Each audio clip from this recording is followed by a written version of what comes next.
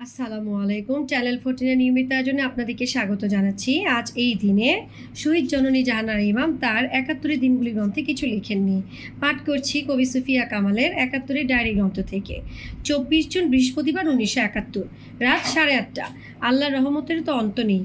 তাই আজ ৭:৩০ উনি অফিস গেলেন। আর ৯:৩০ টঙ্গী থেকে আবু তৈয়ব সাহেব ফোন করে বললেন, ফার্মগেটে মিলিটারি গাড়ির সাথে অ্যাক্সিডেন্ট হয়েছে, হাসপাতালে ফোন করতে। অ্যাক্সিডেন্ট? আবার মিলিটারি গাড়ি? বুক যে কী করে উঠল! কিন্তু পরক্ষণে প্রশান্তি বোধ করলাম, বেশি কিছু হয়নি।